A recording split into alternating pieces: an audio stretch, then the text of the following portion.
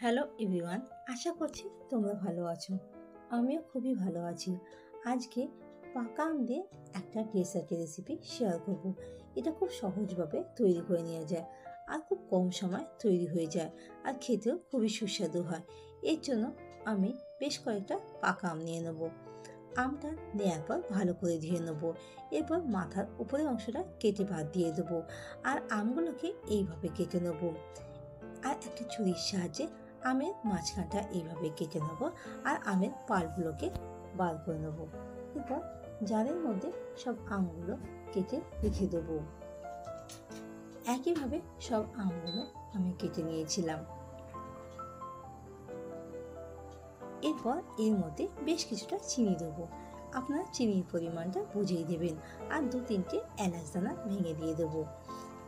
আর একটা বাটির মধ্যে বেশ কিছুটা দুধ নিয়ে নেবো। আমি এখানে 500 গ্রাম মতন দুধ নিয়েছিলাম।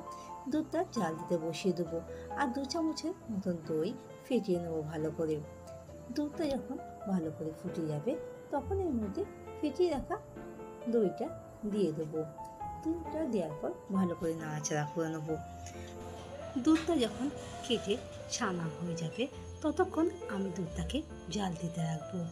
আর যখন ছানা যে জলটা কেটে বেরিয়ে যাবে তখন আমি একটা ছাঁকনির মধ্যে ছানাটাকে ছেঁকে নেবো আর ভালো করে কিছুটা জল দিয়ে দেবো। জল দিয়ে ছানাটাকে ভালো করে 2-3 বার ধুয়ে নেবো। আর ঠান্ডা হয়ে গেলে মিক্সার জারে কন্টেনারের মধ্যে ছানাটা দিয়ে দেবো। ঢাকা দিয়ে একটা স্মুথ পেস্ট তৈরি করে নেবো।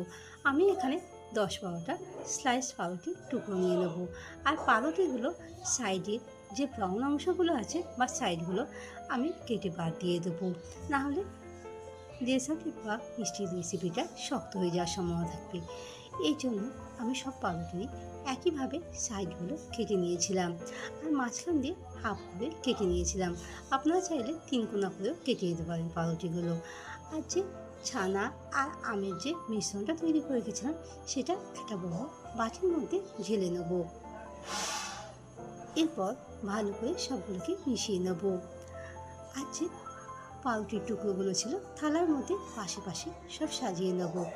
একইভাবে সাজিয়ে নেওয়ার পর ওপর দিয়ে আমের পাল্পটা বা আমের যে মিশ্রণটা আছে সেটা ওপরটা দিয়ে কভার করে দেবো। একইভাবে সব পাউরুটিগুলো ওপরটা কভার করে দেবো এইভাবে। আর সাইডগুলো যেগুলোতে সাদা অংশ বেরিয়ে আছে সেগুলো পুরোটা ফিল আপ করে দেবো। সেম একইভাবে ওপর দিয়ে আরেকটা করে পাউরুটির টুকরো বসিয়ে দেবো। বসিয়ে দেওয়ার পর আবার ওপর দিয়ে যে আমের মিশ্রণটা আছে সেই মিশ্রণটা ঢাকা দিয়ে বা কভার করে দেবো। আশা করব রেসিপিটা ভালো লেগেছে। ভালো লাগলে বাড়িতে একবার এই পদ্ধতিতে আমের ডেজার্টের এই রেসিপিটা তৈরি করে দেখো। খেতে কিন্তু দুর্দান্ত লাগে। ওপরটা পুরোটা এইভাবে কভার করে দেবো আর উপর দিয়ে এইভাবে সমান করে দেবো যাতে দেখতে ভালো লাগে। আর সাইডগুলো কভার করে দেবো।